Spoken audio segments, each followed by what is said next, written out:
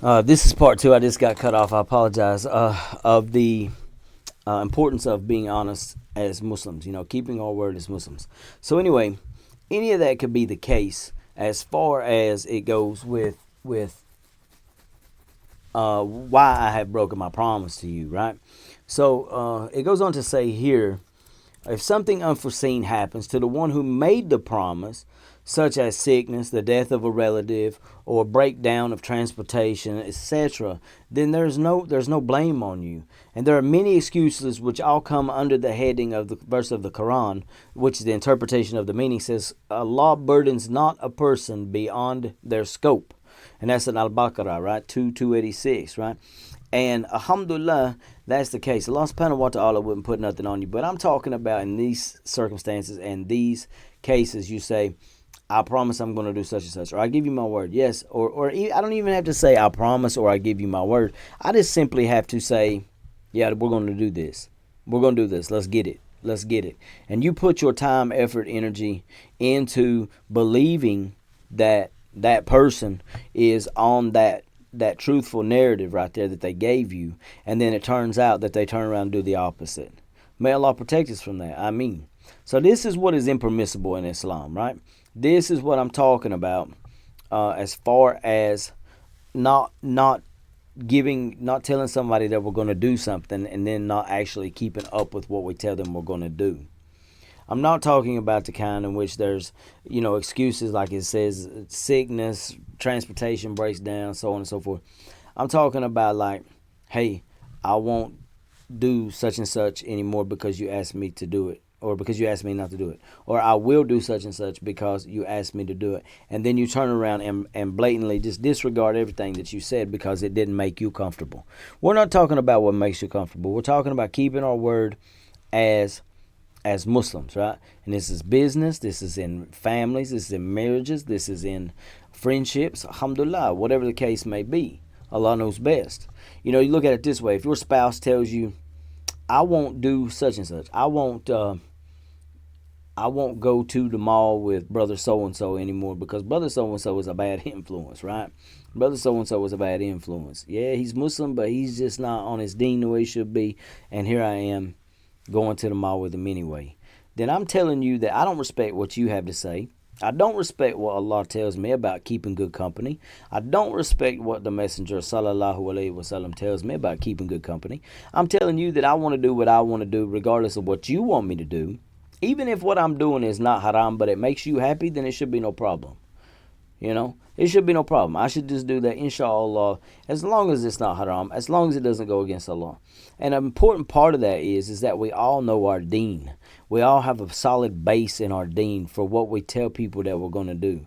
We need to be sure that, number one, we have the expectation of each other that I expect you as a Muslim to be following your deen, inshallah. I try to give people the benefit of the doubt in that regard. And inshallah, they give me the benefit of the doubt in that regard too. So when someone tells me I will do such and such, and it goes in line with Allah, and it goes in line with the sunnah of Rasulullah sallallahu alaihi wasallam, then I expect them to do that. And any deviation thereof from that path is a problem for me. Not necessarily because you've caused me to sin, because you may not cause me to sin. But you've caused me to now look at you differently. And you want to build trust and maintain brotherhood and maintain trust within families, within marriages, within relationships, within friendships, so on and so forth, brotherhood, sisterhood, then you have to be a person of exemplary character when it comes to keeping your word. You do your best, right? You do your best. You don't give up on something just because, it was hard and I just really didn't want to, even though I told you I would. Or I checked it out and I just don't think I could sacrifice that much of myself. No, I can't give such and such amount. Or no, I can't give that much of myself in submitting to Allah, even though I told Allah that I would willfully submit myself to Him, and I told you that I would willfully submit myself to your request. I don't just go back on that because I feel like it. Awudu billah. So until next time, brothers and sisters, Be sure to like and subscribe. Share this content with anybody who you think may find it useful, inshallah.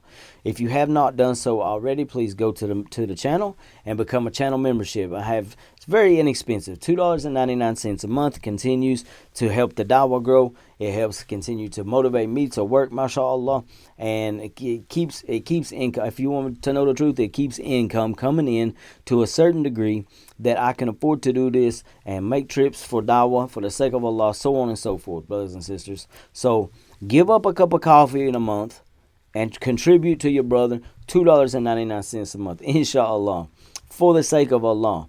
This is giving that will pay dividends on the day of judgment. Everybody that we touch with the Dawa, this will be dividends that will be paid to them, inshallah. And until next time, brothers and sisters, give your word to other Muslims. Give your word to even non-Muslims, and try to maintain giving your word. You don't do what makes you comfortable. When you give your word, you stick to your word for the sake of Allah, for the pleasure of Allah. All right? And for your own character. Because nobody wants to be around somebody or have association with somebody who is a person of bad character, a bad moral judgment. You know, you don't want people in your life, you don't want to be looked at as unable to make morally sound decisions. Well, you're friends with so-and-so, and that person is a liar to you constantly. Why are you doing this? So on and so forth. So, brothers and sisters, help yourself out for the sake of Allah. We were going to be accountable for all this stuff on the day of Qiyamah. So, try to do your best to tell the truth. Keep your word when you give it, especially in matters of deen. Especially in matters of deen. If you give your word and it's something that Allah tells you to do, and you say, I'm going to do that, then do it. Shame on you if you don't. Shame on you if you don't. So, until next time, brothers and sisters, remember that there is one God and only one God, and He alone is worthy of worship.